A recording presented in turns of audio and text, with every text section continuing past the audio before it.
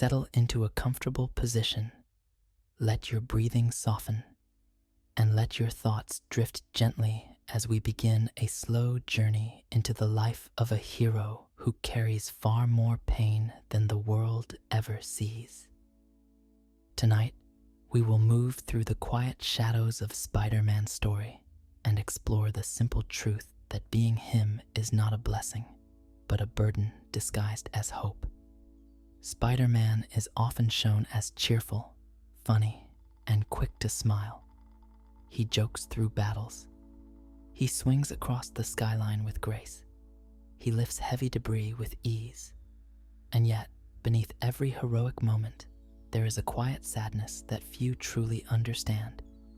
Spider-Man is a hero who saves countless lives, but he loses more than he ever gains. As you relax and sink deeper into this peaceful narration, we will explore why the life of Spider-Man is filled with sacrifice, loneliness, and constant emotional weight. This is not a story told with excitement.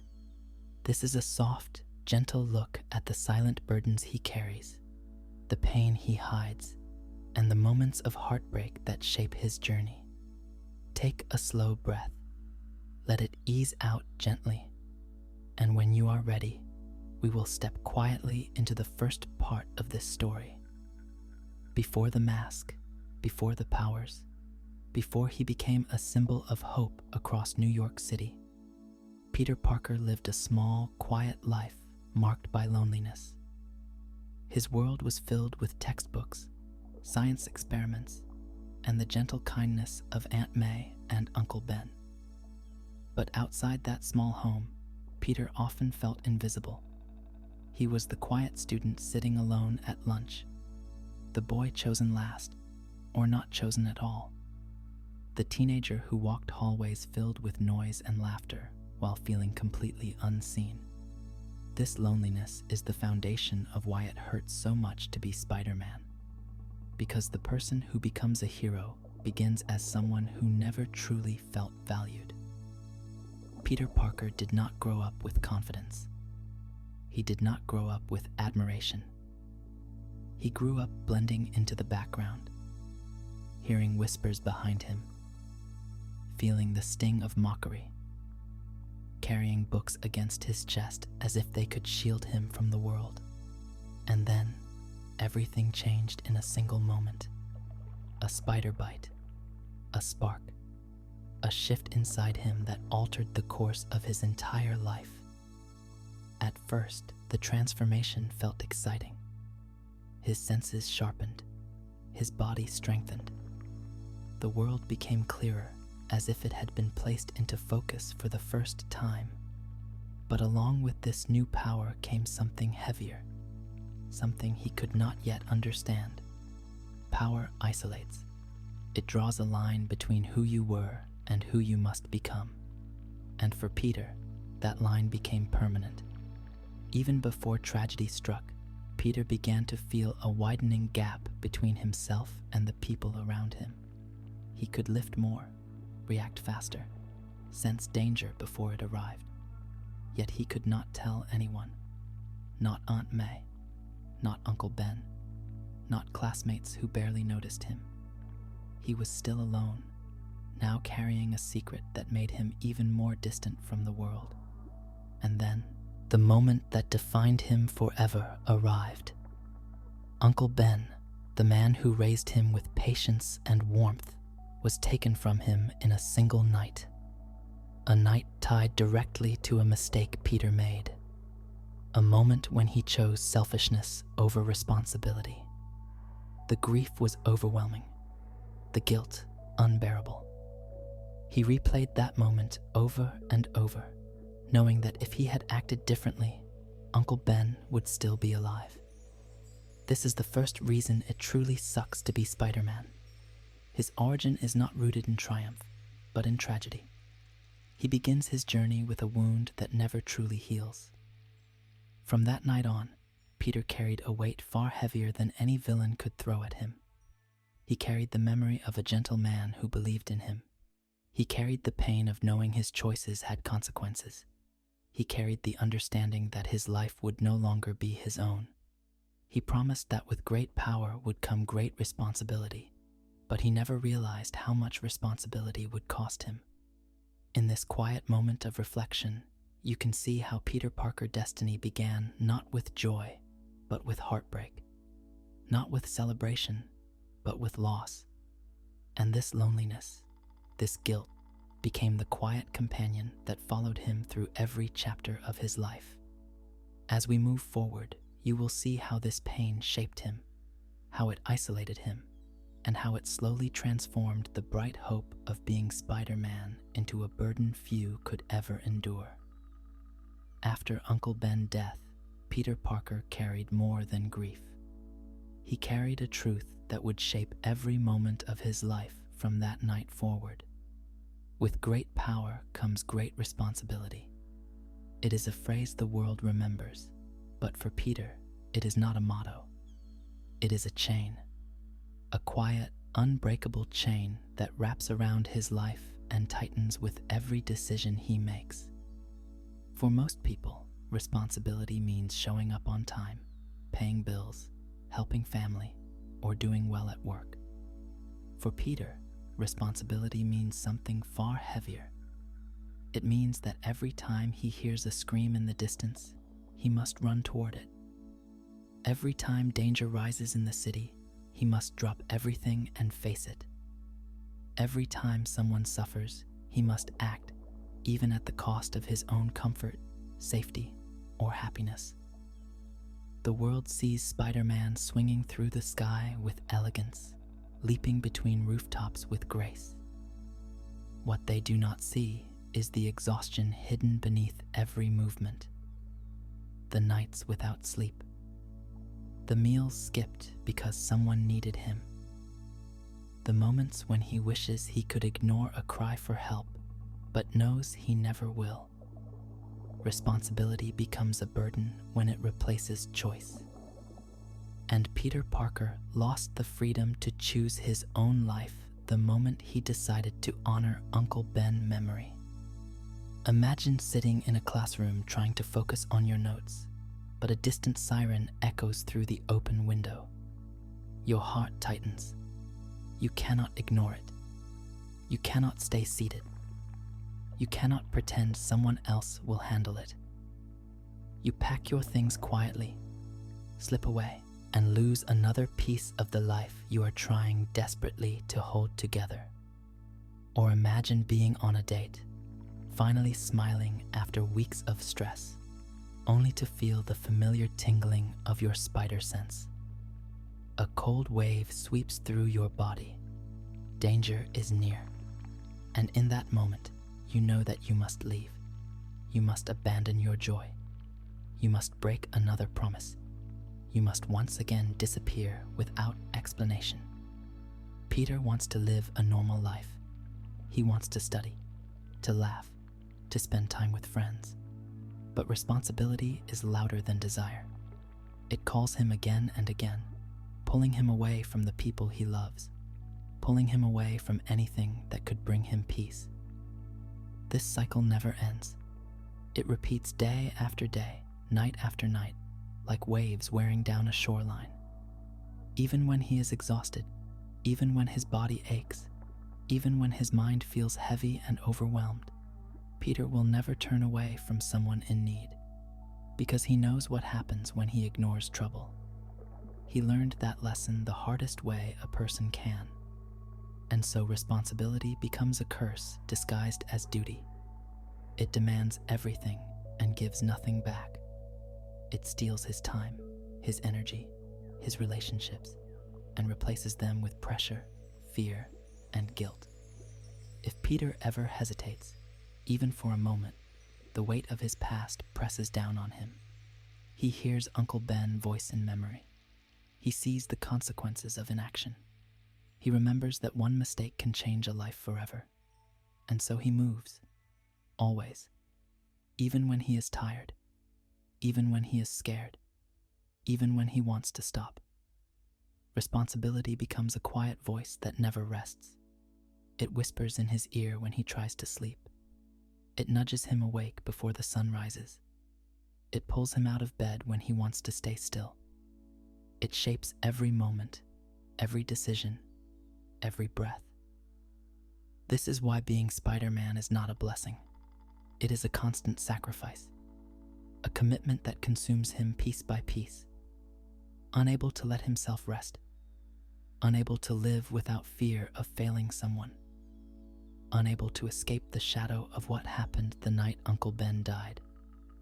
Spider-Man is a hero because he must be one, not because he ever asked to be. And the burden of that truth is something few could ever survive. Even though Peter Parker can lift cars, sense danger before it arrives, and move with incredible speed, he cannot escape one of the most painful realities of his life. He is poor, deeply, consistently, painfully poor. Being Spider-Man does not come with a paycheck. It does not come with benefits, support, or compensation. He saves the city nightly, but the city cannot save him from his bills. This is one of the quietest and most exhausting reasons it truly hurts to be Spider-Man. Because while he fights villains with impossible abilities, he also fights something far more relentless. Rent, debt, tuition, groceries, medical emergencies, and the crushing weight of financial helplessness. Every morning, Peter wakes knowing he must juggle two worlds. In one world, he battles monsters and supervillains. In the other, he struggles to pay for basic living expenses. This dual burden slowly erodes his spirit. Imagine getting home at 3 in the morning after being punched through a wall, only to realize you still have homework due. Or discovering that your costume is torn again, but you do not have enough money to buy new fabric or repair materials. Peter often patches his suit himself, sewing and improvising because he cannot afford anything else. With Aunt May to care for, Peter feels an even heavier responsibility. He cannot let the lights go out. He cannot let the fridge stay empty. He cannot let medical bills pile up. He becomes a caretaker, a provider, a guardian, all while trying to be a student, a worker, and a hero. And yet, despite how much he sacrifices, the money never stretches far enough. There are days when Peter searches his pockets for loose coins just to catch a bus. Days when he skips meals to save money. Days when he must sell photographs of himself to a man who openly hates Spider-Man. Working for the Daily Bugle becomes a symbol of his struggle. He needs the income, but the only way to earn it is to capture photos of his own battles. This means risking his life to document fights that already endanger him. Then, after all of that, he hands the photos to J. Jonah Jameson, a man who calls him a menace, mocks him, and pays him the lowest amount he can get away with. It is humiliating, but Peter endures it, because the alternative is losing the apartment, losing the ability to support Aunt May, losing the fragile stability he struggles to maintain. Most heroes have the luxury of wealth, status, or support systems. Tony Stark has billions. Bruce Wayne has endless resources. Even heroes like Captain America have governmental or organizational backing. Spider-Man has none of that. He fights gods, titans, and enhanced villains while worrying about overdue rent notices taped to his door. Sometimes he considers taking better-paying jobs, but his responsibilities as Spider-Man make any demanding career impossible. He cannot commit to regular hours. He cannot stay in one place. He cannot make promises he may have to break. Because when the sirens echo, when danger rises, when innocent lives are at risk, Peter must leave everything behind. His personal life, his schoolwork, his job, his relationships, his chances at a future, and yes, even his source of income. The financial struggle becomes another invisible villain in his life. It drains him without throwing a single punch. It weakens him without firing a single shot.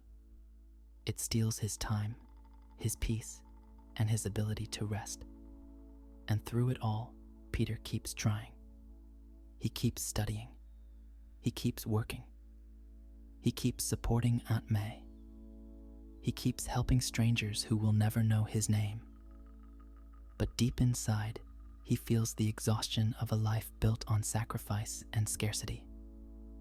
He feels the weight of knowing he can save a city from destruction, but cannot save himself from the reality of poverty. This is the quiet truth. Being Spider-Man means giving everything and receiving almost nothing in return. For most heroes, the world celebrates their victories. Citizens cheer when they arrive. News headlines praise their courage. Children look up to them with admiration. But for Spider-Man, this is almost never the case. Instead of applause, he receives suspicion. Instead of gratitude, he receives blame. Instead of understanding, he receives constant doubt. This is one of the most painful parts of Peter Parker life, and one of the clearest reasons it truly hurts to be Spider-Man. It begins with J. Jonah Jameson, a man who turns anger into a career and directs that anger at Spider-Man with relentless passion. Jameson has influence, access to newspapers, cameras, journalists, and the power to shape how the entire city sees its masked protector. Day after day, he publishes headlines calling Spider-Man a menace, a danger, a threat, a criminal pretending to be a hero. Even when Spider-Man saves lives, these stories twist his actions into something suspicious or harmful. If he stops a robbery, the paper calls it reckless behavior. If he captures a villain, the paper claims he caused unnecessary damage. If he rescues someone from a burning building, the paper asks whether he started the fire. This constant slander becomes a weight Peter carries everywhere. He risks his life to save the city, yet the city is trained to see him as something unstable or dangerous. Imagine saving someone from falling off a building, only to watch them run away in fear. Imagine stopping a villain, only to be surrounded by people who take photos and call the police on you. Imagine hearing whispers from crowds that question whether you are working with criminals instead of fighting them. This emotional burden never fades.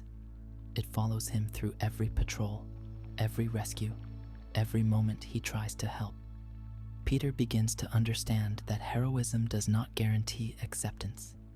In his case, heroism brings isolation. Even the police often distrust him. Some officers see him as a vigilante who interferes with their work. Others assume he is responsible for the chaos that villains create. A few try to arrest him despite knowing his intentions are good. This tension forces Spider-Man to work alone. He cannot ask for backup. He cannot rely on teamwork. He cannot call for help if he is overwhelmed. He must handle everything by himself, regardless of danger, regardless of exhaustion, regardless of the emotional strain it places on him. There are nights when Peter returns home bruised, cut, and nearly collapsing, only to turn on the news and hear reporters debating whether Spider-Man caused the violence in the first place. The world he protects constantly questions his existence. This creates a painful contradiction. Spider-Man is needed desperately, yet unwanted loudly. He is relied upon in crisis, yet resented in peace. He is expected to save lives, yet denied credit for doing so. The isolation grows deeper with every passing year. Peter begins to feel like an outsider in the very city he fights to protect. People know Spider-Man, but they do not know Peter Parker. They do not know the young man behind the mask who just wants to do the right thing, even when it costs him everything. Every insult, every accusation, every headline calling him a menace cuts him quietly. He hides the pain behind jokes because humor is his shield. He laughs so he does not break. He makes quips so he does not reveal how deeply the world hurts him. And yet, deep inside, he carries a simple truth. The city he loves does not love him back. And that is one of the most heartbreaking reasons why it truly sucks to be Spider-Man. For most heroes, villains challenge their strength, their strategy, or their ideals. But for Spider-Man, villains attack something far more fragile. They go after the people he loves. This alone would make his life unbearably painful, because Peter Parker's greatest weakness is not a lack of power, but a heart that cares too deeply. From the moment he becomes Spider-Man, Peter understands that his identity must remain a secret, not to protect himself, but to protect Aunt May, his friends, and anyone who gets close to him. But secrets, especially in Gotham and New York, filled with brilliant and twisted minds, do not stay hidden forever. The first and most devastating example of this truth is the Green Goblin. Norman Osborn does not simply fight Spider-Man. He studies him, watches him, learns him. Piece by piece, he discovers patterns, habits, and vulnerabilities until he realizes something no villain ever should discover. Spider-Man is Peter Parker, and in that moment, Peter's life changes forever. Norman does not attack Spider-Man directly. He goes after Peter's heart.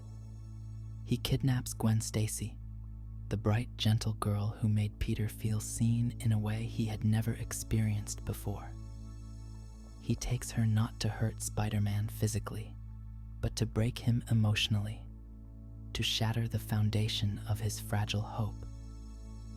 What follows becomes one of the most painful memories in Peter's life, a wound so deep that it shapes every version of him across every universe. Gwen falls, and Peter tries to save her. He reaches out with everything he has, stretching his webs, stretching his heart, stretching every ounce of strength in his body. But some tragedies cannot be stopped.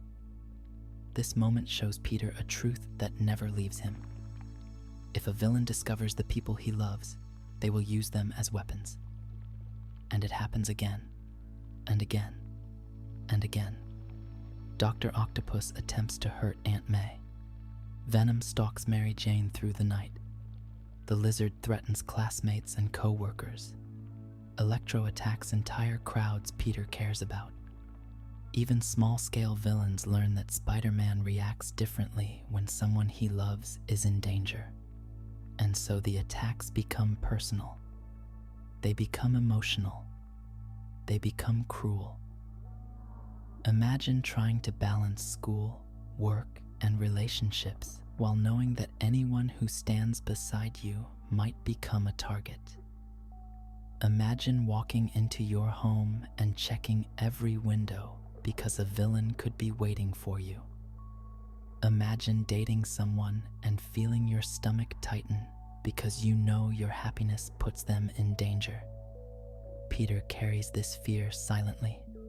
He never complains. He never expresses the full weight of his worry. But the fear settles deep into him, like a shadow that follows him through every moment of his life. He wants to let people in, but every time he does, villains notice. They study his reactions. They track his movements. They watch who he protects. Caring becomes a risk. Love becomes a weakness. Relationships become battlegrounds. And yet, Peter continues to love. He continues to care. He continues to stand beside the people who matter to him, even when it costs him more than they will ever know. This is the quiet, heartbreaking truth. Spider-Man is trapped in a cycle where villains do not just attack the mask, they attack the man behind it. And each time they do, Peter loses a piece of himself. For Peter Parker, loss is not something that happens once. It is something that happens again and again, slowly shaping him into a person who carries grief the way others carry memories. Every hero experiences sacrifice, but Spider-Man life is built upon it. It is woven into every chapter of his story, pressing against him with a weight that never truly lifts. The most devastating loss, the one that changed him forever, was Gwen Stacy. Her death was not just a moment of tragedy. It was a reminder that Peter Love could become a weapon used against him. He held her in his arms, and in that quiet, heartbreaking moment, the world felt colder than ever before. But loss did not end there. Over time, the people around Peter faced danger simply by being near him. Friends grew distant, not because they stopped caring, but because Peter began to push them away. He believed that closeness brought risk. He believed that anyone who mattered to him was standing in a spotlight he never wanted them to enter. Mary Jane Watson, bright, kind, full of energy, became another example of this heartbreaking truth. She loved Peter deeply, but loving him meant living with constant fear. Every phone call could be bad news. Every night he spent fighting could be his last. She watched him return home injured, exhausted, bruised, hiding the pain behind tired jokes and forced smiles. The strain on their relationship was not caused by a lack of love. It was caused by the endless danger Spider-Man brought into Peter's life. Arguments formed not from anger, but from fear. Fear of losing him. Fear of becoming another person in his life taken by villains. Fear of waking up one day to discover he would never come home again. Peter feels this guilt quietly. He sees the worry in Mary Jane's eyes. He hears the tremble in her voice when he leaves late at night. He feels the fear she tries to hide. And deep down, he wonders if loving him hurts her more than it helps her. Even friendships suffer. Harry Osborn, one of the closest friends Peter ever had, crumbles under the weight of misunderstanding and betrayal that grows between them over the years. Not betrayal by choice, but by circumstance. Unspoken truths, hidden identities, pain that festers until it becomes hatred. Peter does not want to lose Harry, but he cannot reveal his identity, and the distance slowly becomes too wide to bridge. Harry becomes a reminder that Spider-Man life always affects Peter's life, no matter how much he tries to keep them separate. Aunt May is another silent anchor of sadness. Her health often wavers, her life constantly threatened by circumstances connected to Peter's missions. She never asks for much. She never complains. She loves Peter without limits, but Peter feels the weight of not being able to protect her from the life he leads. Every time she falls ill, every time she becomes a target, every time she struggles, Peter asks himself if she would be safer without him. Loss becomes a rhythm. Not sudden, not loud, but slow. A quiet erosion of the people he loves. Some drift away because the fear becomes too much. Some are taken by villains. Some lose trust in him. Some simply cannot survive the risks that come with knowing Spider-Man. And through it all, Peter stays kind. He stays hopeful. He stays gentle. He stays compassionate. But in the deep, quiet corners of his heart, he carries the memories of everyone he could not save, everyone he drove away, everyone he lost along the way. This is why it truly hurts to be Spider-Man, because love, which should bring joy, becomes a source of pain, and every loss becomes a reminder that being a hero does not protect the people you care about. Sometimes it puts them directly in harm path. Spider-Man is fast. Spider-Man is strong. Spider-Man can jump between buildings and lift cars with ease.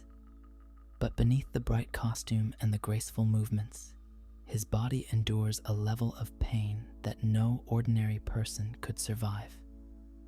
Peter Parker does not have invincibility. He is not made of steel. He does not heal instantly. He is human, fragile in ways the world forgets. And every night he leaves pieces of himself on the streetlights and rooftops of New York City. His strength allows him to keep fighting, but the aftermath is something he must carry alone. Imagine swinging through the city hour after hour, your hands gripping webs that pull with tremendous force, your shoulders straining every time you change direction, your legs absorbing the shock of every landing as you slam onto concrete or brick, your spine twisting in unnatural angles to dodge bullets and debris. Most people would collapse after one night of this. Peter does it every night, and dangers do not stop at exhaustion. Villains hit him harder than any normal criminal ever could. The Rhino sends him crashing through cars. Electro shocks his nervous system. Venom strikes with unnatural force. The Lizard claws deep into muscle. Sandman suffocates him under tons of shifting weight. Peter gets cut. He gets bruised. He breaks bones far more often than he ever admits. He wakes up covered in scrapes, torn skin, aching muscles, and deep throbbing pain that radiates through his entire body. He cannot take days off. He cannot rest. He cannot heal fully before the next danger arrives.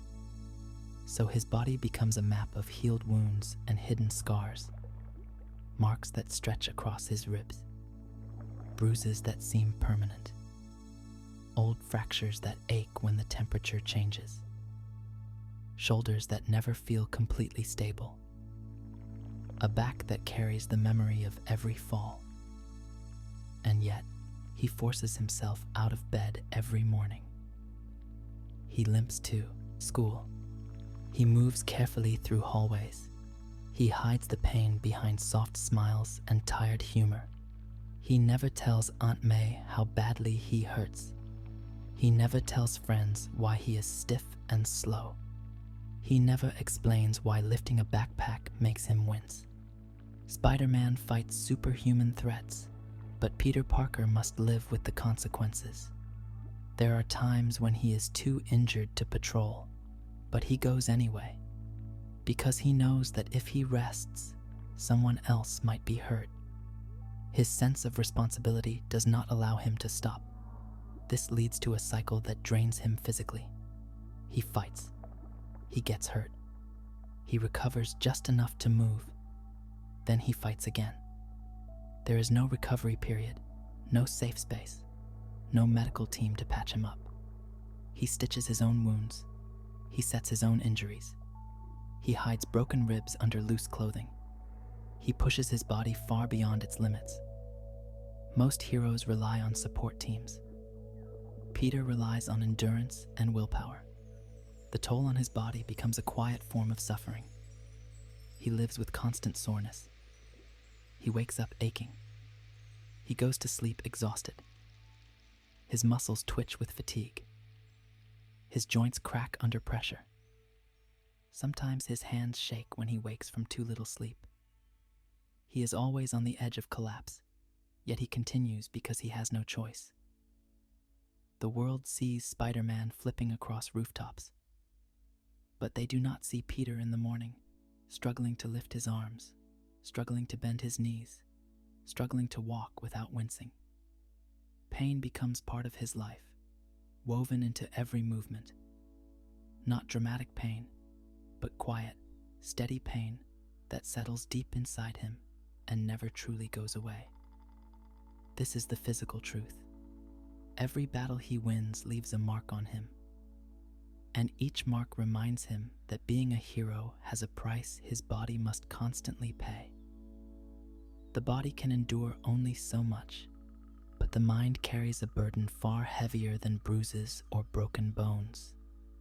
For Peter Parker, the greatest wounds are not physical.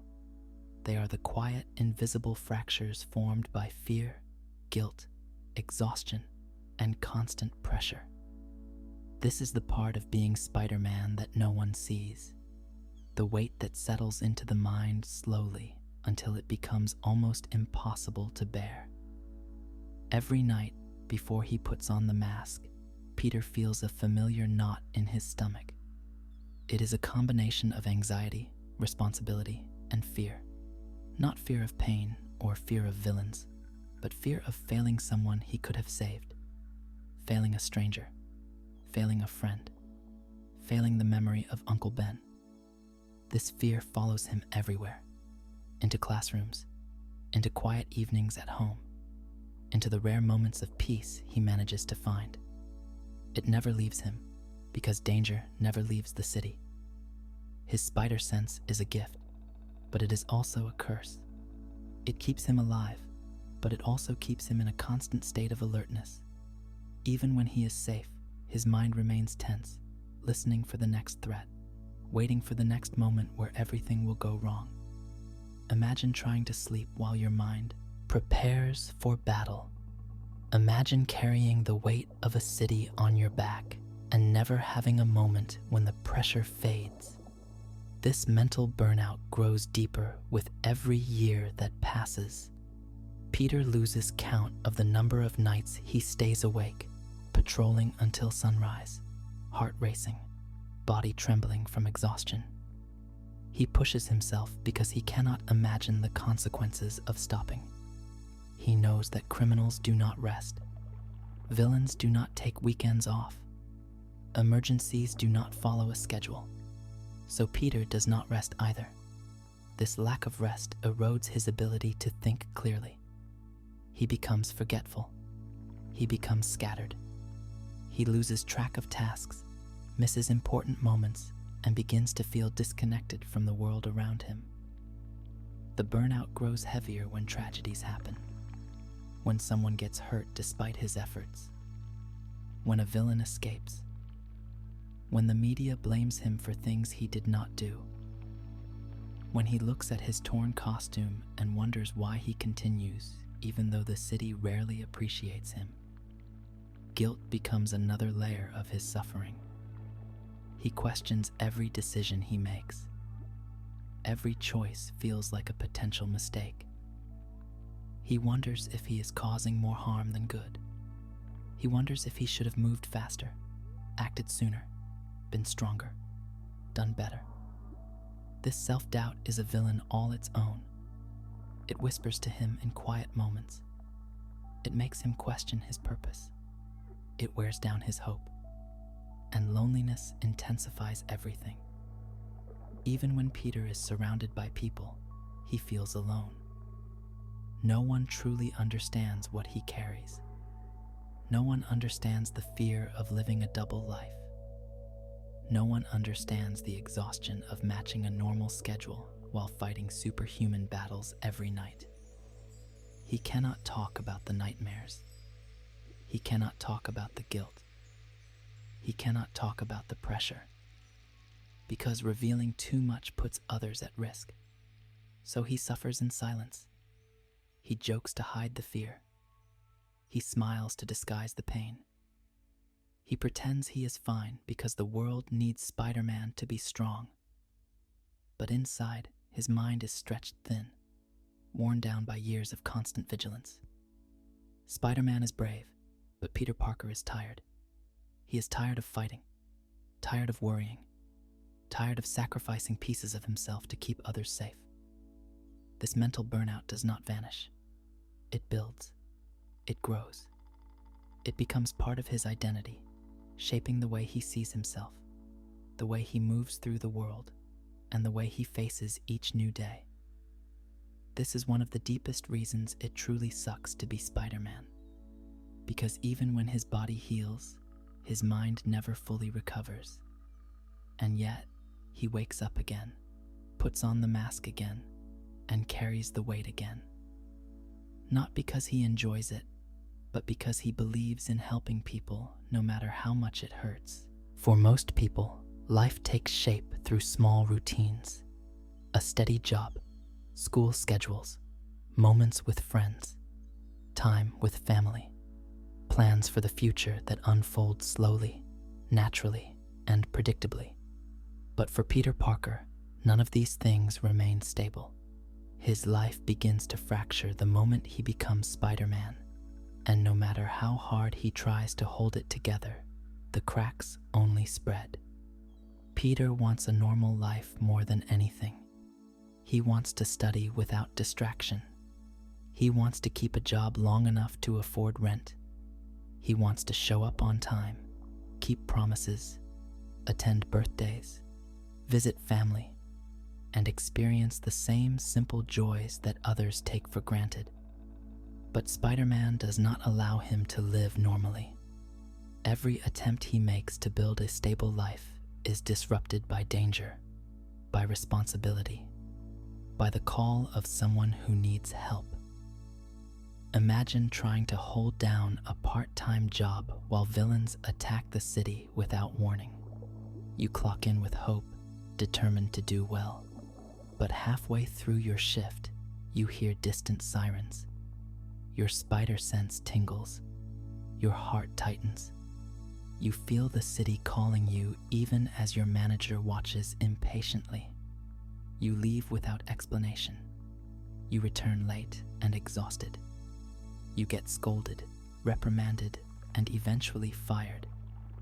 Not because you lack effort, but because your life is divided between saving strangers and trying to survive.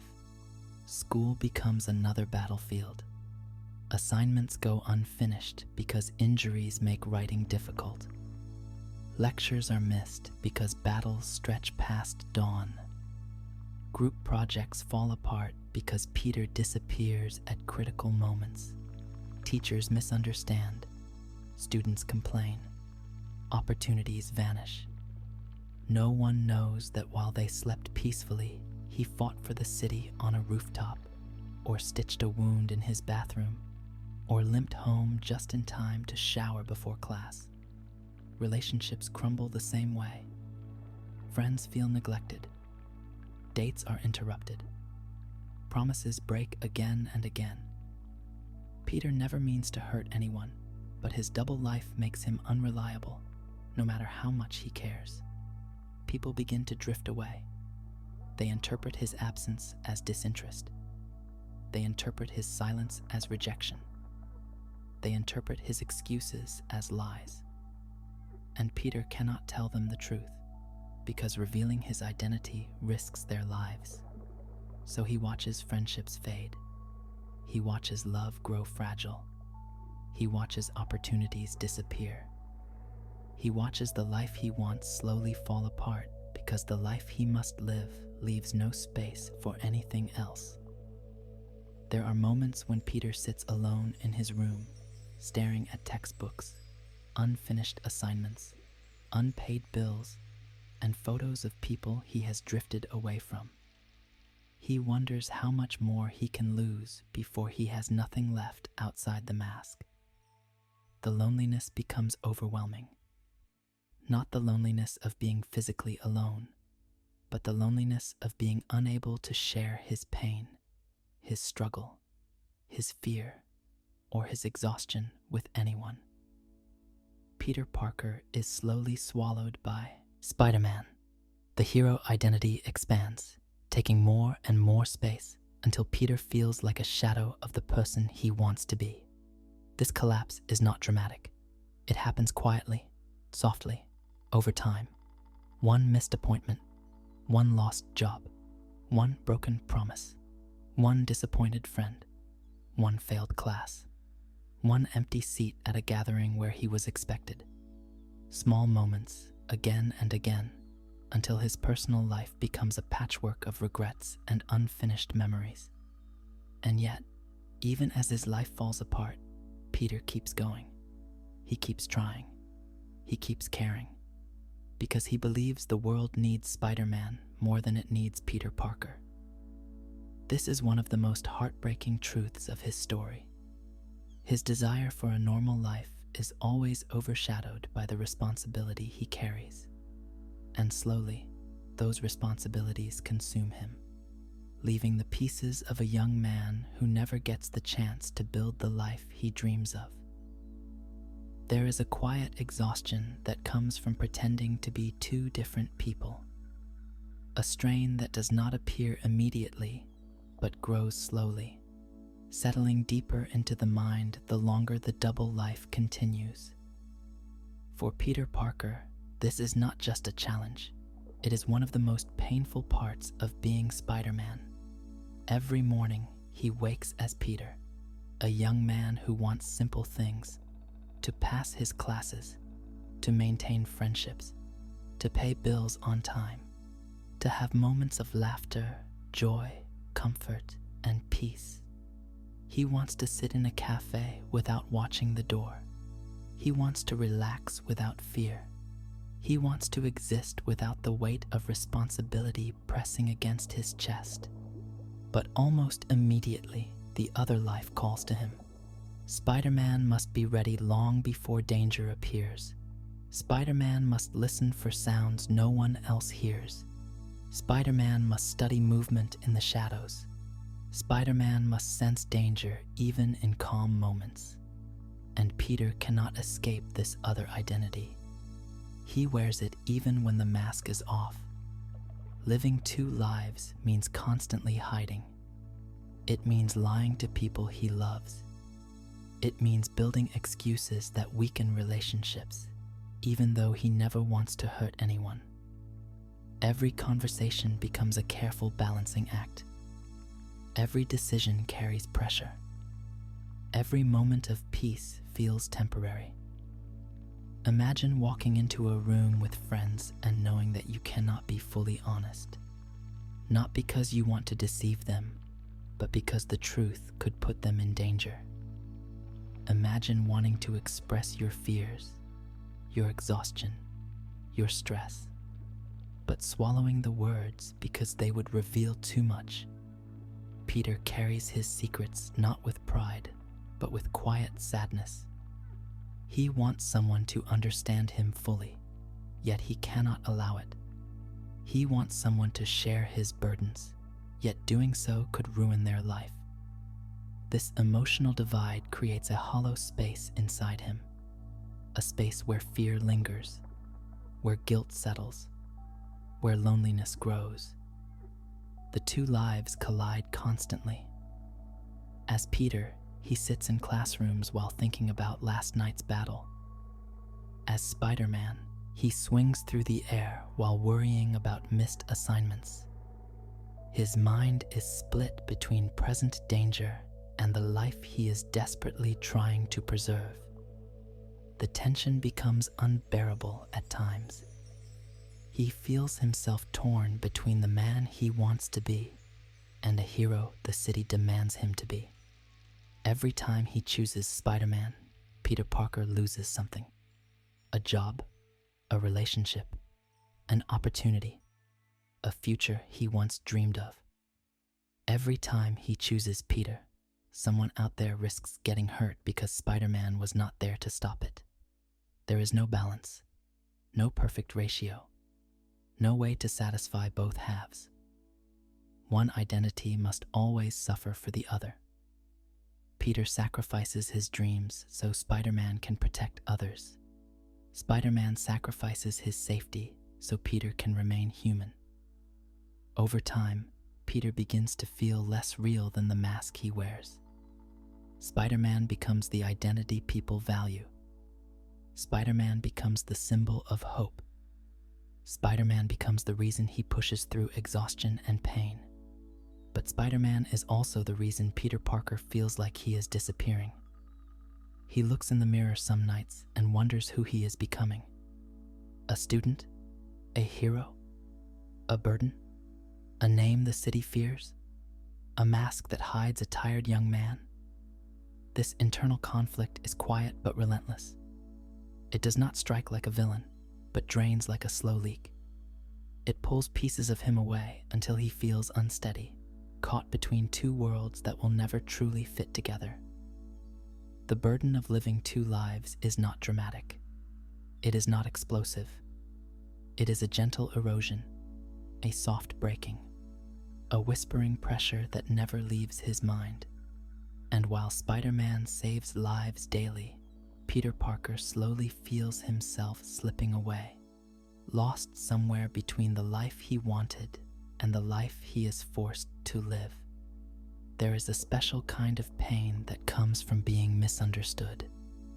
Not the loud kind, not the explosive kind, but the soft and lingering kind that settles into the heart and refuses to leave. For Peter Parker, this is one of the quietest and most exhausting burdens of being Spider-Man. He does not face betrayal because people dislike him.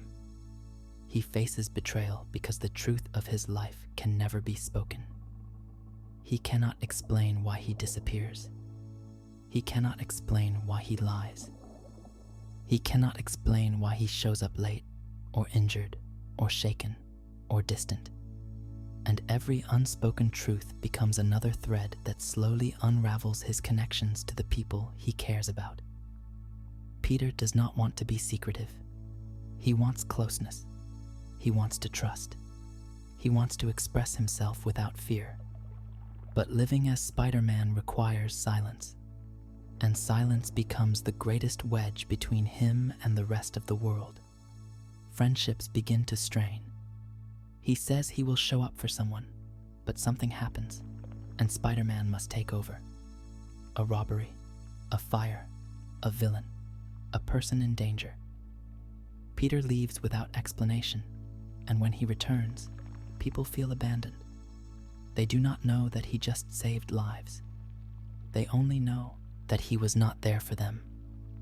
This pattern repeats so often that even the most patient friends begin to feel pushed away. They feel unimportant. They feel ignored. And Peter cannot blame them, because from the outside, it does look like he is unreliable, untrustworthy, and inconsistent. He cannot defend himself. He cannot explain the truth. And so, he quietly carries the pain of watching relationships fade into distance. One of the clearest and most painful examples is the slow destruction of his friendship with Harry Osborn. Harry is someone Peter deeply cares about, someone who understands him in ways many others never could. But Harry suffers from his own wounds, his own expectations, and his own grief. And when Norman Osborn becomes the Green Goblin and later dies, Harry looks for someone to blame, someone to direct his confusion and sorrow toward, and the world offers him Spider-Man. Harry lashes out at the hero, not knowing that Peter is the man under the mask. He speaks with anger. He speaks with heartbreak. He speaks with pain. Every cruel word aimed at Spider-Man lands in Peter's heart with a quiet, suffocating weight. Peter wants to tell him the truth. He wants to explain everything. He wants to heal their friendship. But telling Harry would put him in danger, and Peter cannot take that risk. So he stays silent, and the silence destroys the friendship not out of hatred, but out of confusion, fear, and deeply buried grief. This becomes a pattern in Peter's life. People misinterpret him. People grow frustrated with him. People assume he cares less than he truly does. He does not push them away, but the demands of Spider-Man life pull him away anyway. Lovers feel neglected. Friends feel ignored. Teachers and co-workers lose faith in him. Opportunities vanish. Connections fade. People he could have leaned on become people he can no longer reach. Even within the hero community, Peter faces misunderstanding. Some heroes see his hesitation as uncertainty. Some see his compassion as weakness. Some see his independence as stubbornness. They do not understand that Peter fights the way he does because he is trying to protect everyone, including the villains themselves. Every misunderstanding leaves a scar, not a physical one, but an emotional one that lingers longer than any bruise. And yet, despite the betrayals, despite the broken trust, despite the loneliness that grows as a result, Peter continues to care deeply. He continues to give pieces of himself to people who may not understand. He continues to offer compassion in a world that often does not return it. This type of emotional suffering is quiet, but it is powerful. It shapes the way Peter sees himself. It affects his confidence. It affects his relationships. It affects his ability to let people in. Over time, he begins to fear closeness. He begins to expect disappointment. He begins to assume that one day the people he loves will pull away, not because they want to, but because he cannot give them the version of himself they deserve. This slow erosion of trust is one of the most heartbreaking parts of being Spider-Man, because Peter Parker wants love. He wants connection. He wants friendship. He wants normal relationships free of secrets and pain. But the life he lives makes those things almost impossible. And that quiet realization that he cannot truly hold on to the people he loves without risking their safety becomes another reason why it truly hurts to be Spider-Man. There is something deeply human about Peter Parker that sets him apart from other heroes.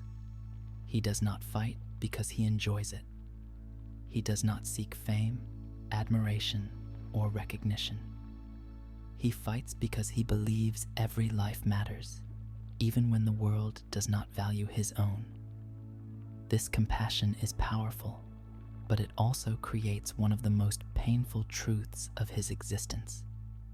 Spider-Man saves everyone except himself.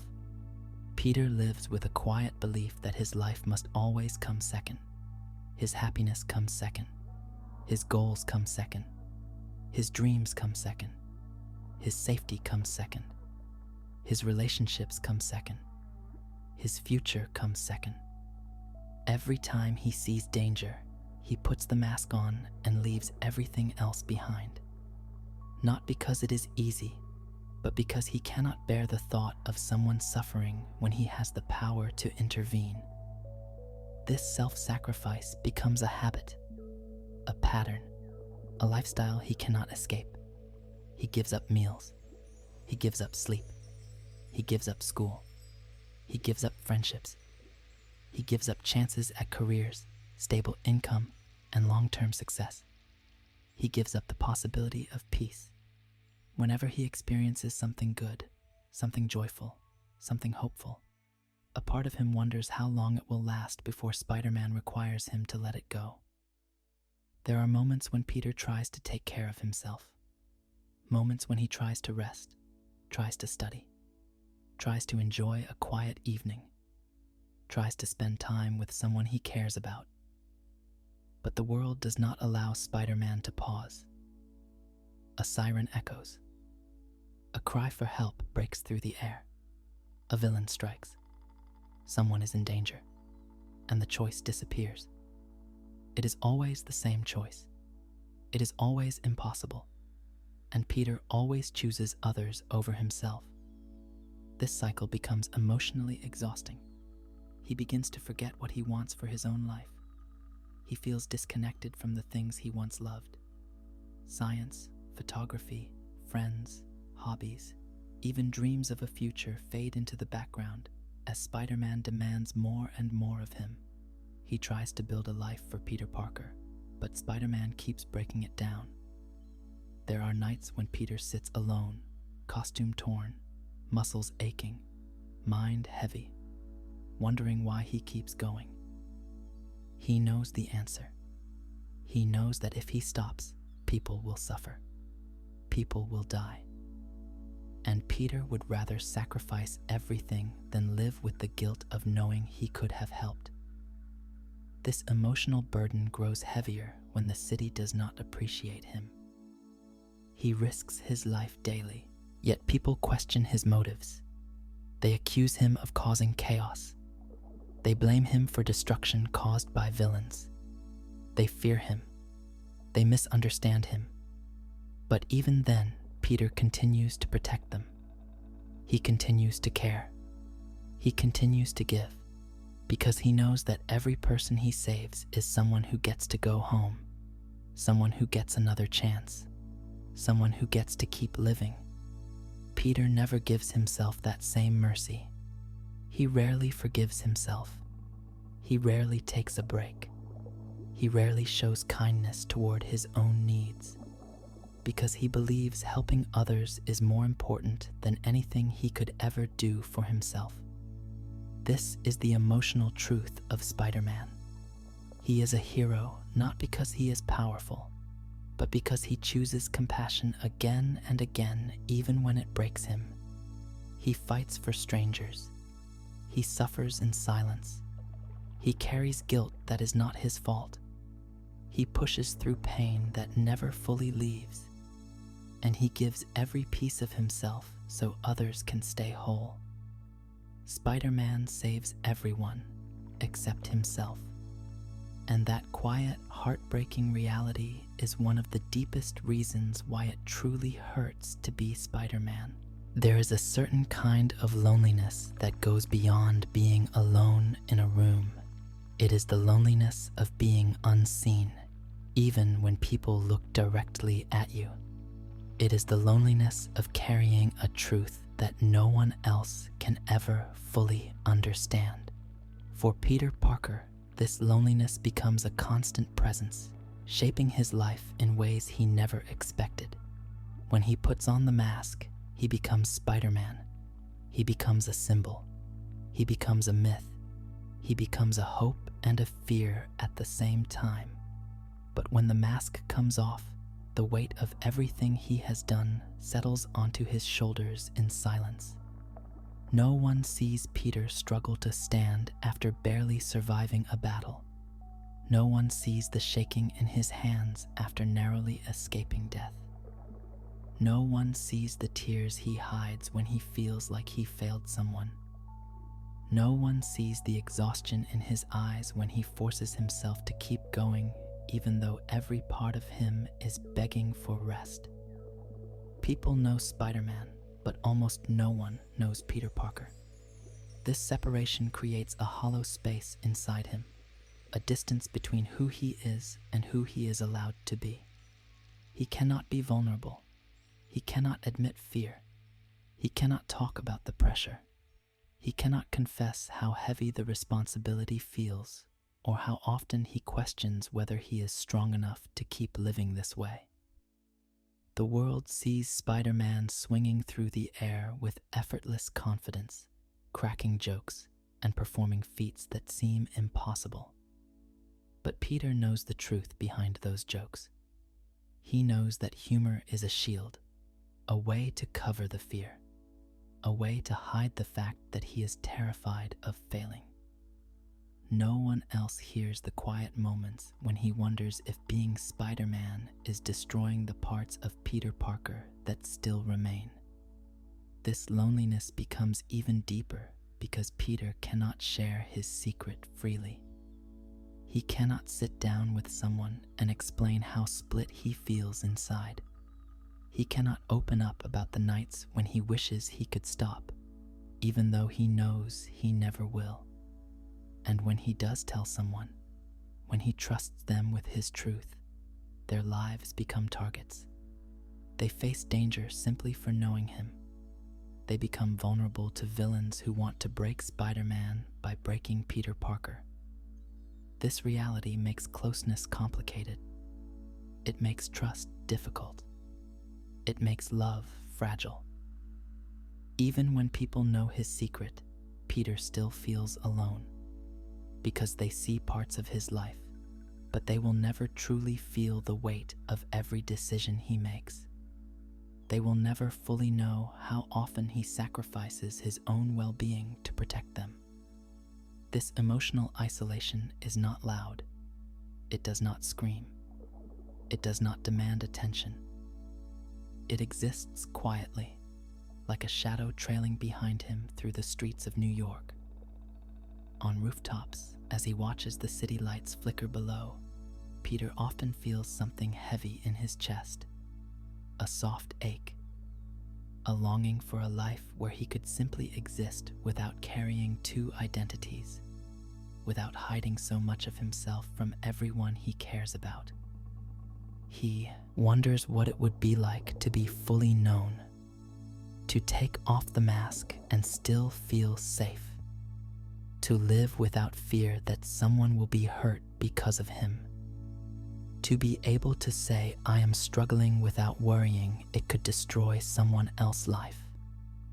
But this dream always slips away because the world needs Spider-Man, and Spider-Man must remain separate from Peter Parker. The mask cannot come off, not fully, not permanently, not safely. So Peter walks through life with one truth on the outside and another truth buried deep within his heart. This quiet emotional isolation, this constant feeling of being unseen, is one of the heaviest burdens he carries. And it is one of the deepest reasons why being Spider-Man hurts far more than anyone realizes. Guilt follows Peter Parker the same way his shadow does. It is quiet, soft, and ever present. It lingers beneath every decision, every victory, and every moment of rest. It is one of the most defining emotions of his life and one of the hardest burdens to carry. The root of this guilt begins with Uncle Ben. It is planted deep in Peter's heart from the moment Ben dies.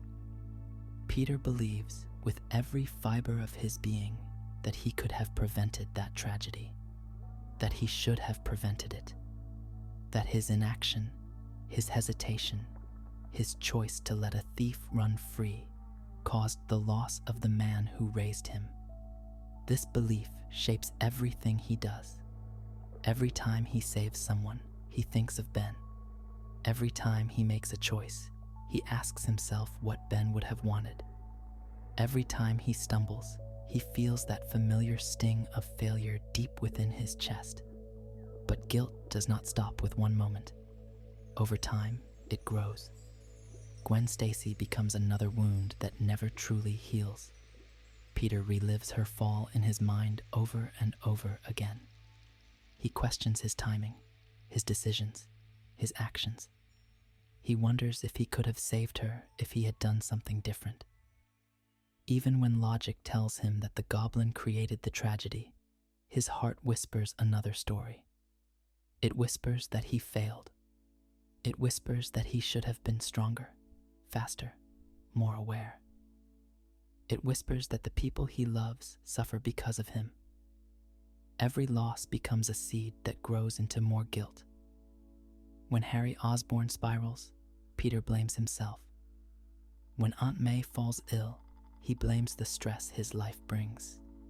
When Mary Jane cries out of fear for him, he blames his inability to offer peace. When a villain threatens New York, he blames himself for not stopping them sooner. Peter carries guilt even for the things he cannot control. If he rests, he feels guilty for not being out there helping. If he studies, he feels guilty for not saving someone. If he enjoys a rare moment of happiness, he feels guilty for taking time for himself while danger persists somewhere in the city. This inner conflict never fades. Guilt wraps around his thoughts like invisible threads, pulling him toward responsibility even when he is exhausted. It creates a cycle that drains him emotionally. He acts because he feels guilty. He feels guilty because he cannot act enough. He tries harder. He does more. He sacrifices further. And still, the guilt remains, whispering that it is not enough, that he must always do more, that he can never rest because resting means failing someone. Peter does not resent this responsibility. He accepts it. He embraces it. But doing so quietly breaks him. It changes the way he sees himself. Instead of seeing his successes, he focuses on his failures. Instead of seeing the lives he saves, he remembers the lives he could not. And this selective memory creates a deep ache in his heart. a slow sadness that follows him through every moment of his life. Even when the city sleeps, Peter lies awake, thinking about the people he could not reach, the choices he could not change, the losses he could not prevent. The world sees a hero, but Peter sees someone who tries and still feels like he is not doing enough. This quiet guilt, the guilt that never fades, the guilt that shapes every choice he makes, is one of the most painful reasons why it hurts so deeply to be Spider-Man. Rest is something most people take for granted. Time to unwind, time to breathe, time to heal, time to simply exist without pressure. But Peter Parker lives in a world where genuine rest almost never comes. His body may stop moving, but his mind never stops listening. Even when he closes his eyes, he feels a subtle tension beneath his skin, a quiet reminder that danger can rise at any moment. His spider sense is a gift, but also a constant alarm that refuses to fully turn off. Peter tries to sleep, but sleep rarely comes easily. Some nights, the moment he begins to drift off, his spider sense jolts him awake because something is wrong somewhere in the city. A car crash, a robbery, a fire, a cry for help. He hears sirens in the distance, and he cannot ignore them. Other nights, he lies in bed staring at the ceiling, mind racing with memories of battles, mistakes, losses, and worries about the people he loves. He goes over every moment in his mind, wondering if he could have done more. Even when Peter falls asleep, his rest is shallow, light, broken by dreams filled with danger and guilt. Dreams of Gwen, dreams of Uncle Ben, dreams of people he could not save, dreams of villains returning, dreams of being too slow, too late, too weak. He wakes with his heart racing, trying to catch his breath. And even though he is lying safely in his room, his mind feels trapped in memories that refuse to let go. The next day, the exhaustion settles into his muscles like a heavy fog. He goes to school tired. He goes to work tired. He goes through his life tired. Every step, every thought, every movement feels just a little heavier than it should. But fatigue cannot stop him, because someone out there might need help. And the moment he allows himself to rest too long, danger rises again. On rare days when he tries to take a break, everything around him seems to unravel. A villain escapes. A building catches fire. A crime erupts nearby. Something always pulls him away from the rest he desperately needs. It becomes a cycle. He is too tired to fight, but he fights because he cannot rest. He wants to take a day off, but taking a day off feels like letting the city down. It feels like risking another person's life. Peter begins to accept the idea that rest is not something he gets. It is something he sacrifices. His body adapts to constant stress. Small injuries never fully heal. Bruises linger for days. Sore muscles become familiar companions. Headaches come and go. His eyes burn from lack of sleep. His mind drifts in class, unable to focus, unable to stay awake. People who see Peter yawning think he stayed up late studying.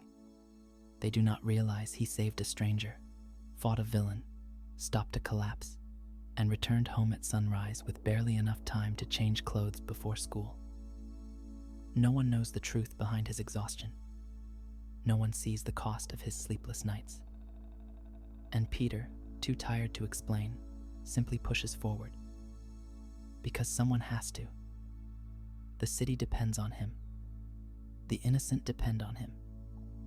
And even though he desperately needs rest, he cannot allow himself to take it. This never-ending exhaustion, this life without true rest, slowly wears him down. Not in dramatic ways, but in quiet, constant ways that make his life feel heavier with each passing year. And this is yet another reason why being Spider-Man hurts far more than anyone in the city will ever understand. There is a quiet truth that rests at the center of Peter Parker's life. A truth he rarely says out loud, and one he tries not to think about too often, because it hurts more than any injury he has ever received. It is the truth that his life does not fully belong to him. Most people imagine their future in gentle ways.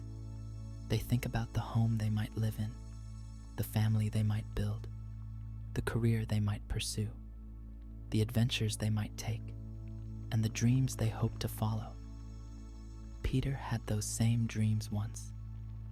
Dreams of finishing school, dreams of becoming a scientist, dreams of having a stable home where laughter fills the rooms and peace sits quietly in the corners. Dreams of waking up without pain and going to bed without fear. But the moment he became Spider-Man, those dreams began to fade, not because he let them go, but because the world slowly took them from him. He makes choices every day, not based on what he wants, but based on what others need. His desires shrink while his responsibilities grow. He cannot plan far ahead because danger arrives without warning. He cannot commit to a future because he never knows if he will make it through the present. He cannot build a stable life because his life is built on instability. He cannot hold on to the things he loves because the world demands he let go again and again. Over time, Peter begins to understand that he lives inside a story where he is always giving, always sacrificing, always choosing the world over himself. This understanding does not come with anger. It comes with a soft sadness and a quiet acceptance that heroes rarely get to have the lives they wish they could live. He sees people around him moving forward, building families, finding peace, making memories that last. He watches from a distance, smiling for them, but feeling the ache of knowing he cannot walk the same path. There are moments when he tries, moments when he allows himself to dream of something better. A life where he is not pulled away by danger. A life where he can stay present with the people he loves. A life without the constant fear of losing someone, or failing someone, or hurting someone by simply being in their life. But each time he reaches for that future, Spider-Man pulls him back. And he knows that as long as he has the power to save others, he will never stop.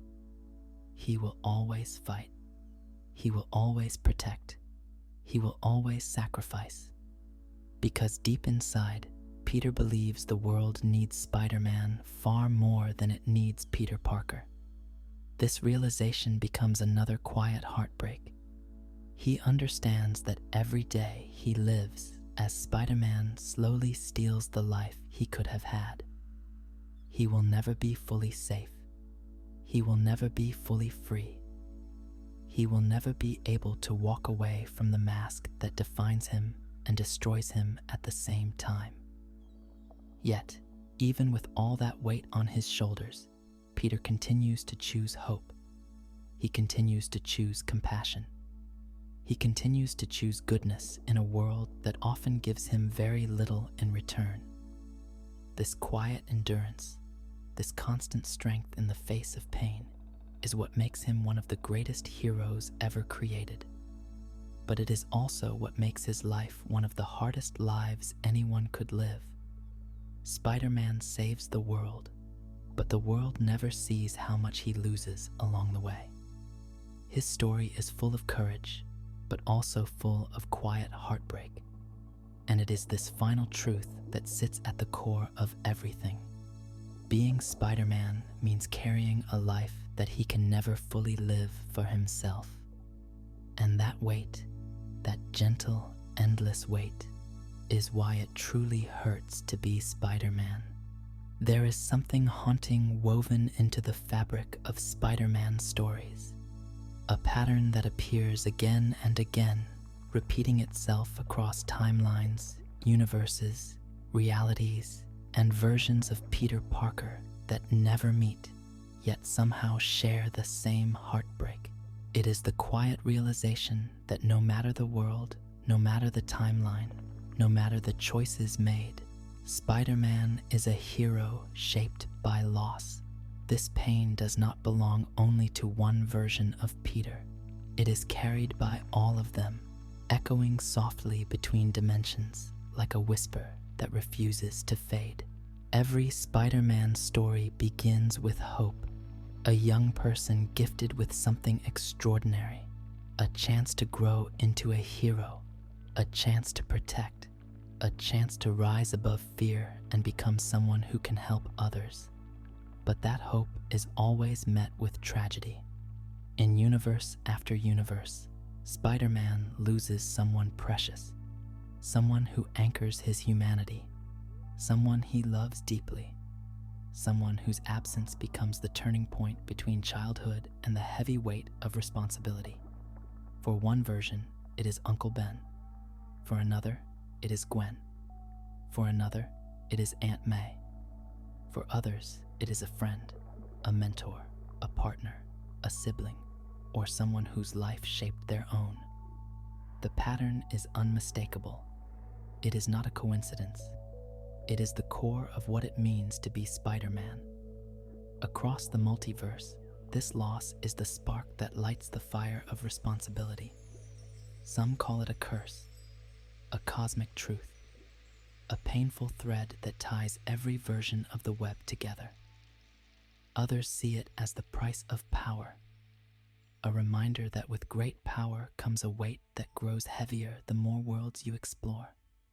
And in every universe, Spider-Man carries that weight quietly. He does not boast. He does not brag. He does not show off. His strength is built on pain, his maturity on heartbreak, his resolve on memories that never fully fade. Even in universes where things begin differently, the pattern eventually arrives. Aunt May survive longer, but someone else becomes the loss that shatters him. Gwen may live, but another tragedy becomes the moment that changes him forever. Some Spider-Men have mentors like Tony Stark, who fills the role of a father figure, but even those relationships end in sacrifice, leaving new scars layered over the old ones. It does not matter the details.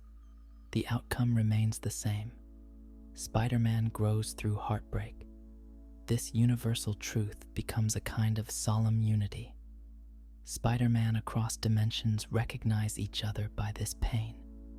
When one looks into the eyes of another, he sees a reflection of the same ache, the same quiet weight, the same tired strength. They understand each other instantly, not because of their powers, but because of the emotional marks that shape their hearts. This shared suffering is not loud or dramatic. It is soft. It is gentle. It is something they feel in the quiet hours of the night when the city sleeps and their minds finally drift back to memories they wish they could forget. They all wish for a life where they could save everyone, including themselves. But that life never appears. Fate does not allow it. The multiverse watches their stories repeat with small changes and different faces, different settings and altered histories, yet always returning to the same painful lesson. Responsibility demands sacrifice, and Spider-Man is always the one who pays more than anyone else. This interconnected sorrow creates a bond deeper than friendship, deeper than heroism, deeper than the web itself. It is a bond of shared grief, shared understanding, and shared acceptance that their lives are shaped not only by the people they save, but also by the people they could not protect. Across infinite realities, Spider-Man lives with the same emotional truth. He cannot escape the pattern. He cannot undo the past. He cannot live without the weight of what he has lost. But he continues anyway. He wakes up every day and chooses kindness, even though pain has followed him into every world. He continues swinging, fighting, saving, caring, and sacrificing, because he knows that if he does not, more people will suffer. This quiet perseverance is what makes Spider-Man not just a hero, but a symbol across universes. A symbol of resilience built from sorrow. A symbol of hope born from tragedy. A symbol of compassion strong enough to outshine pain. And here, in this universal pattern, lies the deepest truth. Spider-Man is a hero, but he is also a reminder that even the strongest hearts carry invisible fractures that never fully heal. Across the vast expanse of the multiverse, there are countless versions of Spider-Man. Some are young, some are older. Some live in futures shaped by towering neon skylines, while others swing through cities that feel familiar to our own. Some versions are women, some are men, some come from different species, and some exist in worlds where physics bends like soft fabric. But no matter the form they take, no matter the world they inhabit, there is something shared among them all. A quiet heaviness that lingers behind their eyes. It is the shared burden of responsibility that leaves permanent marks on every version of Spider-Man. When they meet each other, they do not need to explain their stories. They recognize the weight instantly because all of them carry it. They carry the moment when youth was replaced by duty. They carry the echo of someone they loved being taken from them. They carry the memory of a choice that changed their lives forever. It does not matter if their world is bright or dark, lighthearted or terrifying. The pattern always finds a way. Something always happens to transform them from an ordinary person into a symbol of sacrifice. Even the Spider-Men who laugh through battles and crack jokes to hide their fear carry this truth in silence. Their humor is a shield. Their confidence is a mask. Their calmness is a gentle illusion built to protect the fragile heart beneath. In many universes, the tragedy strikes early. Uncle Ben is taken. Aunt May falls ill. A friend is lost. A partner becomes a memory that haunts them long after the world has moved on. In other universes, the tragedy arrives later, after Spider-Man has grown into his identity. Someone close to him becomes a target. Someone innocent becomes a casualty in a battle he never wanted to fight. The burden grows heavier, and Spider-Man feels the familiar sting of guilt all over again. Then there are the rare universes where Peter believes he might escape the pattern, where life seems stable, where loved ones are safe, where hope shines a little brighter, where the quiet whisper of doom feels distant, almost forgotten. But the pattern always remains. It always waits. It always returns. Sometimes it arrives in the form of a villain who discovers his identity. Sometimes it comes through a twist of fate that no amount of strength can prevent. Sometimes it happens when Peter tries too hard to protect the people around him and accidentally causes the very thing he feared. This repeated pain does not break him, although it easily could. Instead, it shapes him into someone who understands the fragility of life and the importance of compassion. No matter the world, Spider-Man learns to put others first. Not because he is perfect, not because he loves suffering, but because he knows what loss feels like and cannot bear the thought of someone else feeling that same darkness. Across universes, Spider-Man becomes a symbol not of power, but of endurance.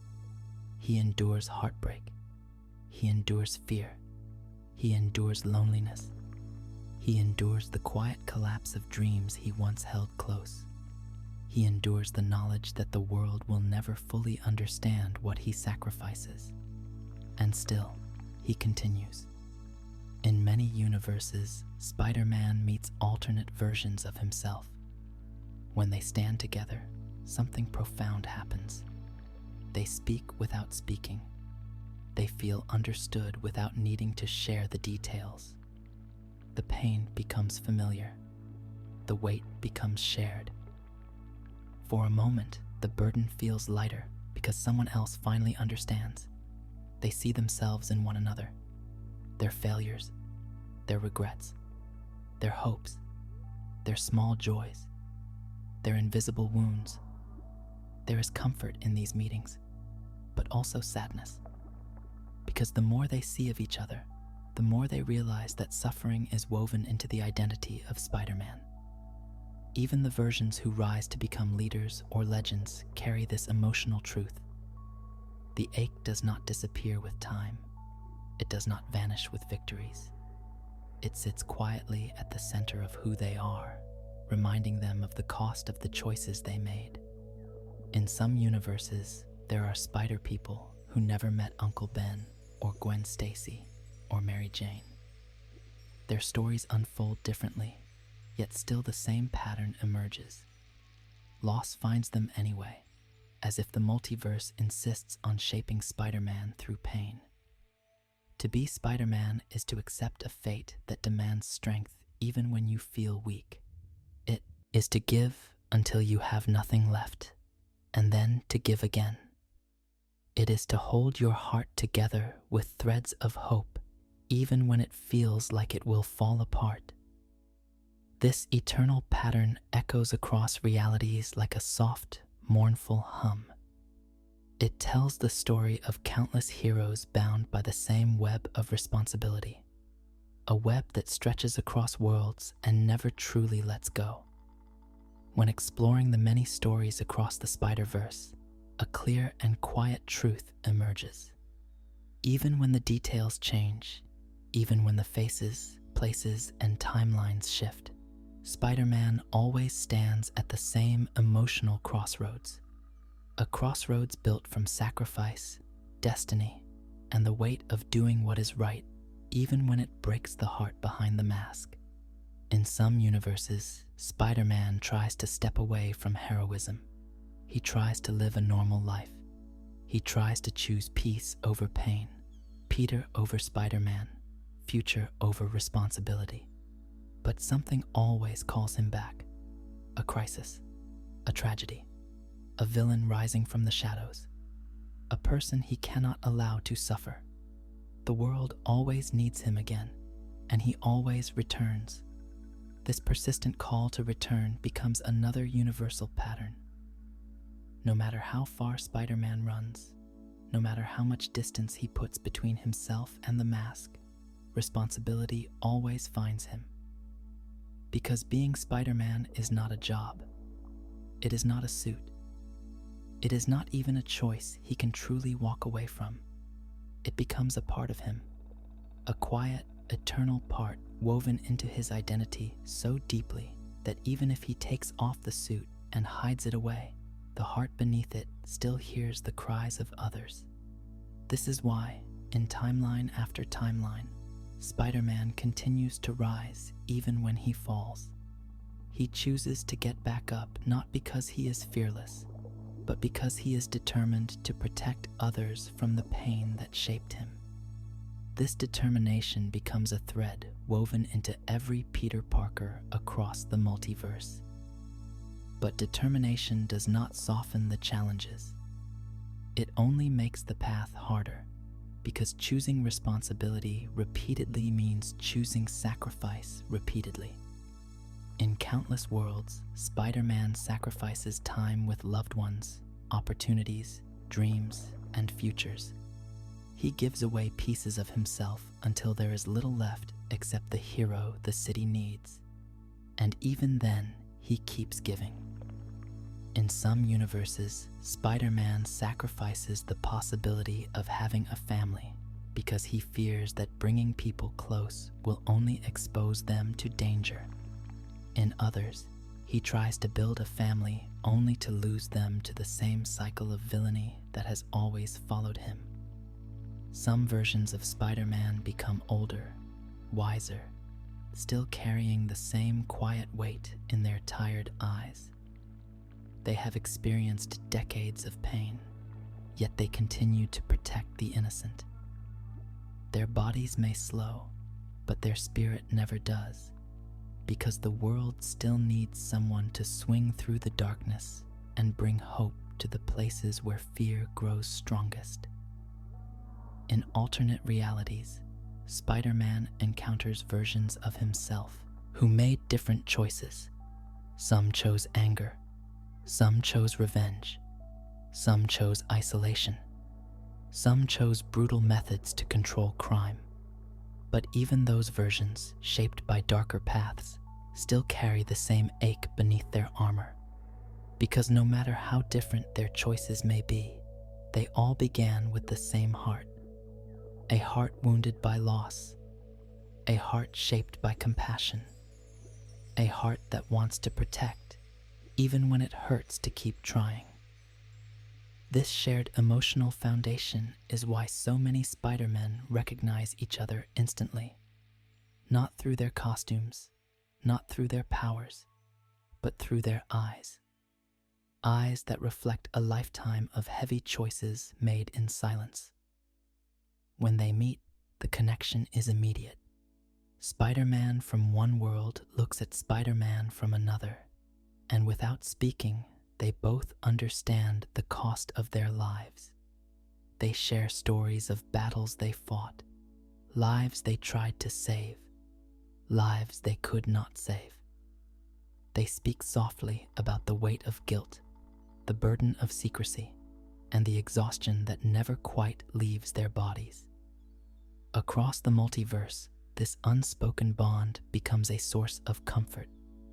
For a moment, a Spider-Man realizes that he is not alone in the way he hurts. But when the meetings end, when the portals close, when each Spider-Man returns to his own world, he carries that pain again by himself. This return to solitude is part of the larger truth that defines every Spider-Man story. No matter how many variants exist, no matter how many worlds he visits, no matter how many allies he meets, Spider-Man always returns to being the protector of his own city. He always returns to the one place where no one else can take his place.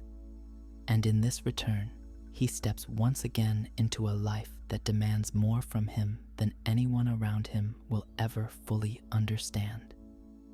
This is the deeper pattern across the multiverse. Spider-Man carries pain. Spider-Man carries responsibility. Spider-Man carries sacrifice. And Spider-Man carries hope. Even when hope hurts.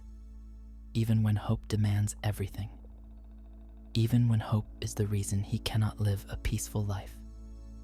Spider-Man continues because he believes that if he can save even one person, the pain is worth it. The sacrifice is worth it. The burden is worth it. This belief is what defines him across all realities. It is what makes him one of the most beloved heroes ever created. Not because his life is easy, but because his heart remains gentle, even when his world becomes heavy. And as this universal truth echoes through every Spider-Verse story, one thing becomes clear.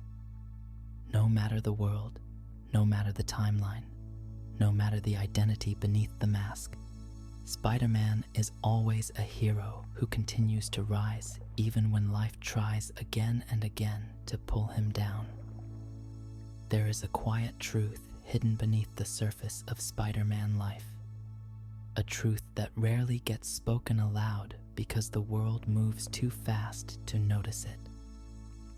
Peter Parker is the protector of New York, but he is also alone in that responsibility in a way almost no other hero ever is. New York is a massive city, Millions of people living tightly packed into neighborhoods, towering buildings casting long shadows, streets that never truly sleep. Danger does not arrive in single moments here. It arrives constantly, layer after layer, from petty crimes to catastrophic threats. The city is vibrant, alive, thriving, and yet always on the edge of something unexpected. Peter feels every part of that tension. He is just one person standing between the ordinary world and the chaos that creeps into its corners. He cannot be everywhere, and that reality weighs heavily on him, even when he tries to ignore it. On the nights when the city feels louder than usual, Peter stands on a rooftop, listening to distant echoes, sirens bouncing across the skyline, shadows shifting between buildings. He knows that crime is happening in more than one place at the same time. He knows that he cannot reach every cry for help, and this knowledge eats at him quietly in the dark.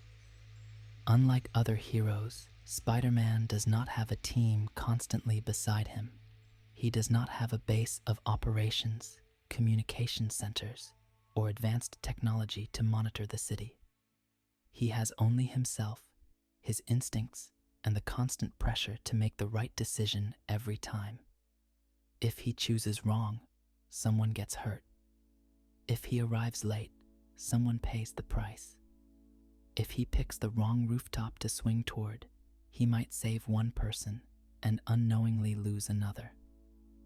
This emotional strain is heavier than any villain he has ever fought. It is the burden of being one person in a city that needs many. Even when he fails to stop a crime, the guilt does not fade. He replays it in his mind, imagining what he could have done differently, how he might have acted faster, how another version of himself might have saved that moment. He holds on to these failures longer than he holds on to victories. He remembers the nights when he arrived just a little too late, the times when he found someone injured after he got distracted by another emergency, the moments when he chose one life over another because there was no way to save both.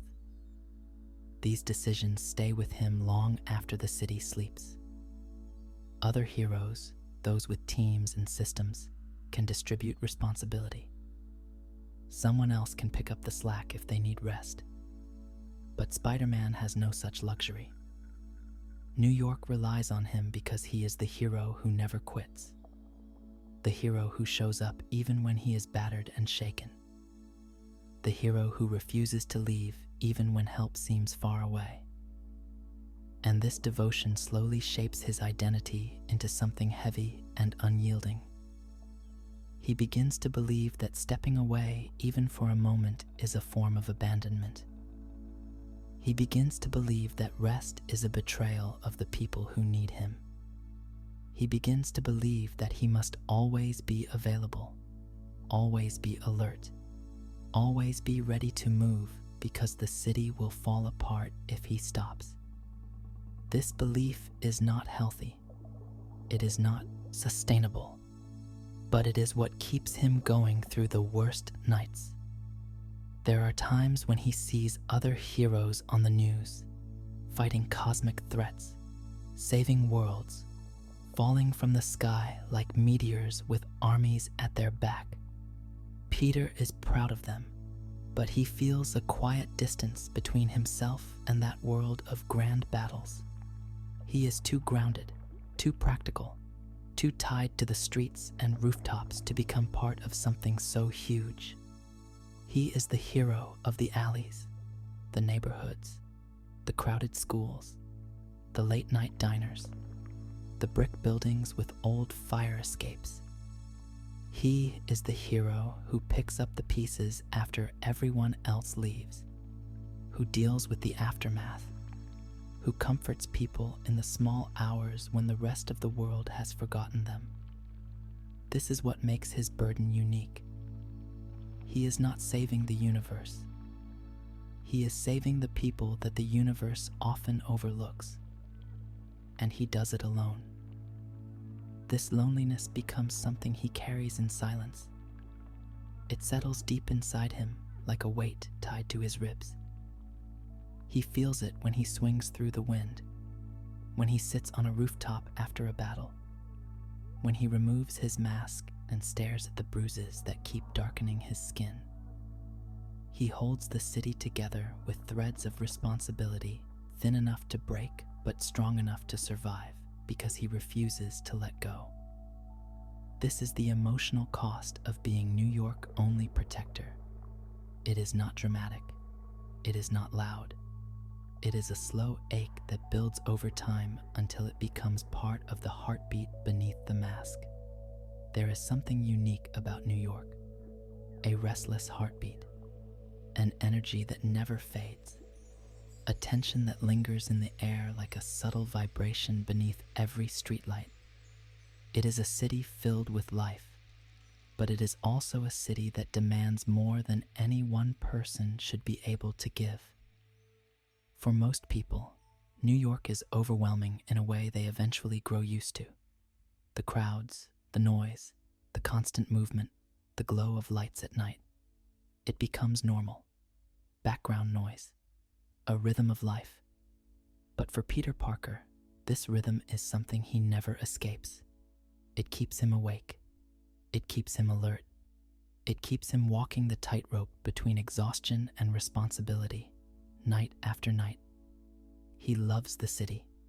He loves its diversity, its stubborn resilience, its creativity, its humor, its endless potential. He loves the people who live in its neighborhoods, the families who gather outside corner stores, the kids who play in the streets, the older residents who sit on stoops and talk as the world moves around them. But he also knows that this love is a burden, because when you love something, you want to protect it. You want to preserve it.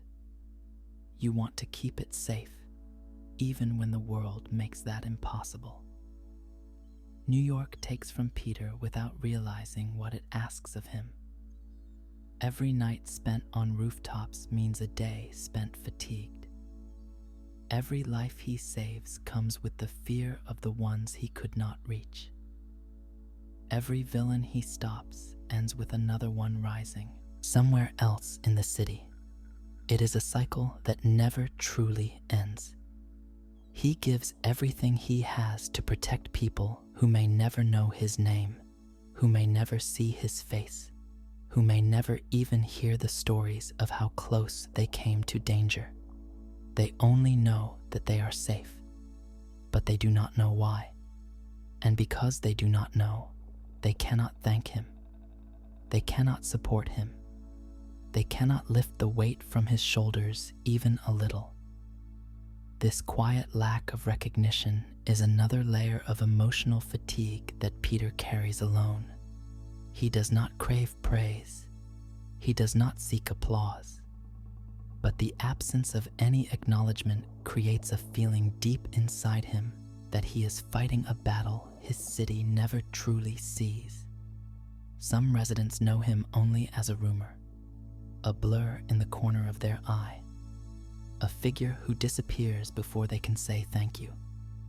Others know him only through newspaper headlines that call him a menace or a threat or a danger to the city he protects. He tries not to think about these articles, but they linger everywhere. On newsstands, on subway seats, in conversations between strangers.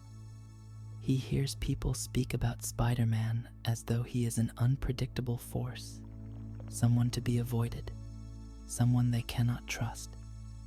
And each moment like that pushes him deeper into isolation. Being a hero is not just about fighting villains. It is about existing in a world that does not understand you. It is about loving a city that does not love you back in the ways you need. It is about holding together the fragile pieces of humanity in the face of betrayal, misunderstanding, and fear. This emotional disconnect creates a subtle hollow feeling inside Peter's chest. He watches New York move on after every catastrophe, celebrate after every victory, and rebuild after every tragedy. But no one stops to consider what the hero goes through in the silence that follows. No one sees him return home covered in bruises, barely able to lift his arms. No one notices the exhaustion behind the mask. No one knows the moments where he nearly collapses on a rooftop because he pushes himself far beyond his limits. And because the city does not know, it keeps taking. It keeps needing him. It keeps calling him. He answers every time, even when it hurts, even when he is tired, even when he feels like he is disappearing behind the symbol he created. New York does not realize that Spider-Man is not a force. He is not unbreakable. He is not invincible. He is not endless. He is a young man who gives more of himself than anyone should ever have to give, without expecting anything in return except the quiet hope that the city he loves will continue to survive. This one-sided relationship is painful in a way that Spider-Man never talks about. It is a kind of heartbreak that settles deep inside his chest and shapes the way he sees his life. Because no matter how much he gives, the city will always ask for more, and he will always answer. There is a moment that happens often in Peter Parker's life, a moment that repeats so quietly that even he barely notices the toll it takes. It is the moment when he stands at the edge of a rooftop, looking down at the city he loves, and realizes he is the only one watching, the only one listening, the only one preparing, the only one waiting for the next disaster that no one else can sense. The wind moves around him, cold and soft against the fabric of his suit. Lights flicker in windows below. People laugh, argue, eat, rush to catch buses, live entire lives unaware of how close danger always is. And in that stillness, Peter feels something heavy inside him, a quiet desperation that he never shares with anyone, because he knows that he cannot stop. He knows that the moment he walks away from this view, someone out there will need him. He knows that the fragile sense of safety in this city depends on his willingness to sacrifice everything again and again. This awareness does not empower him. It burdens him. It leaves him with a sense that he is trapped in a cycle that has no exit, a loop of responsibility that began the day his life changed forever and will not end until he is gone. He sees life happening around him, but he stands slightly apart from it, always with one foot on the rooftop and one hand ready to swing into danger. He cannot settle. He cannot stop. He cannot rest. He cannot let go of the city that depends on him, even if the city does not know it. This isolation becomes clearer in the quietest hours of night. When the city noise fades and only the low hum of streetlights remains, Peter feels how empty the world can be when you are the only one awake for the sake of everyone else. His spider sense tingles lightly, never fully sleeping, always waiting for the next tremor of danger. It keeps him from relaxing. It keeps him from sinking into rest. It keeps him aware of threats that have not yet happened. This hyper-awareness is not a gift to him. It is a burden woven into the fibers of who he has become. And in those rare moments when there is no crime for a while, no villain rampaging, no immediate danger, Peter feels something even stranger, the inability to relax. He does not know how to exist without tension, without adrenaline, without the constant readiness to leap into danger. Peace feels foreign to him. Silence feels suspicious. Calm feels incomplete. It is as if he has forgotten how to live in a world that does not require him to suffer for it. This creates a painful truth that he never voices. Even when nothing is wrong, he feels like something will be. Even when the night is quiet, he feels like disaster is waiting. Even when he tries to breathe, his body braces for the moment when breathing becomes impossible again. This state of constant readiness slowly erodes his sense of self. He is Spider-Man before he is Peter Parker. He is the protector before he is the person. And over time, the mask begins to feel less like something he puts on and more like something he cannot take off. He looks at his reflection, his tired eyes, the bruises on his skin, the tension in his posture, and he wonders how much of Peter Parker remains beneath the responsibilities that have shaped him. This silent desperation is not dramatic. It does not show itself with explosions or confrontations. It hides in the stillness, in the quiet breaths on rooftops, in the shadows between streetlights, in the places where no one can see him. It is the part of his story that few people understand. The emotional cost of protecting a city that will never fully know what he endures for it. This unseen suffering is one of the deepest reasons why being Spider-Man is far from the glamorous life the world imagines. He protects millions, but he stands alone doing it. He carries the heartbreak of the city in silence. He holds its safety in his hands while feeling his own life slipping farther and farther away. And in that quiet, endless sacrifice, he becomes something more and something less than he ever intended to be.